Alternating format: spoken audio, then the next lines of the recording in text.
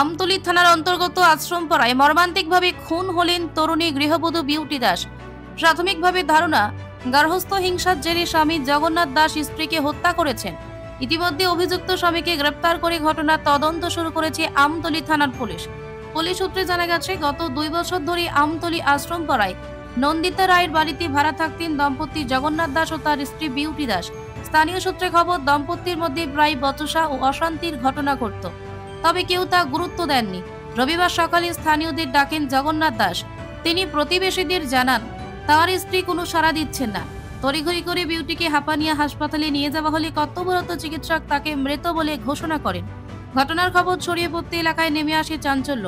খবর পেয়ে দ্রুত ঘটনাস্থলে পৌঁছায় আমতলী থানার পুলিশ, ডগ স্কোয়াড ও ফরেনসিক টিম।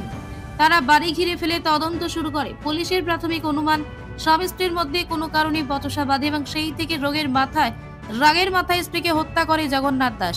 এলাকাবাসীর বক্তব্য অনুযায়ী প্রায় স্বামী স্ত্রীর মধ্যে ঝগড়ার শব্দ শোনা যেত, তবে কেউই ভাবেননি যে এমন মর্মান্তিক পরিণতি ঘটতে পারে। সকালবেলা জগন্নাথ আমাকে ডাকতেছে, বদি একটু দেখে দাও।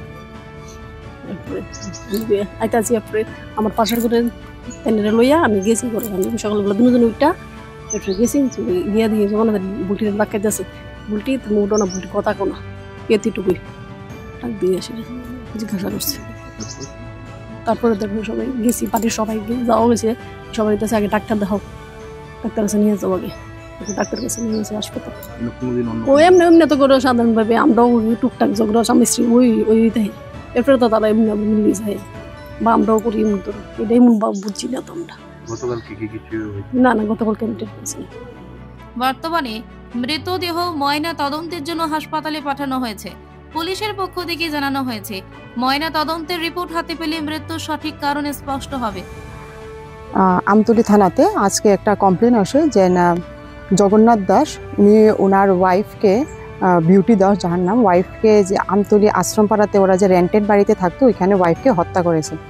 তো সেই মূলে আমরা একটা ইনভেস্টিগেশন স্টার্ট করে যে না যে হাজব্যান্ড যার এগেনস্ট এলিগেশনস আছে জগন্নাথ দাসকে আমরা কাস্টডিতে নিয়েছি, ওনার ইন্টারোগেশন চলছে। আর যে বিউটি দাসকে ওনার বডির পোস্টমর্টম এক্সামিনেশনের জন্য আমরা অ্যারেঞ্জমেন্ট করছি, হসপিটাল আছে টিএমসি হাঁপানিয়াতে। আর বাকি এখানে যে রেন্টেড হাউস যেখানে পাড়ায় সেখানে আমরা ফরেন্সিক টিম এসছে, ডগ স্কোয়াড এসছে, সে পিও এরিয়াটা ভালোভাবে স্যার আমরা সার্চ করে দেখছি যাতে কোনো ফার্দার এভিডেন্স থাকে সেগুলি আমরা কালেকশন করছি। এখন পর্যন্ত একটা পিএম রিপোর্টটা যদি আসে তখন এটা বোঝা যাবে বাকিটা ডিটেলসটা।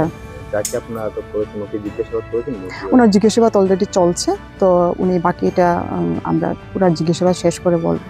তো এখন পর্যন্ত যতটুকু শোনা গেছে, অনেক সময় হাজব্যান্ড ওয়াইফের মধ্যে ঝগড়া চলতো, যেটা পাড়া প্রতিবেশীর থেকে শোনা গেছে, তো সেটার বেসিসে আমরা ইনভেস্টিগেশনটা করছি।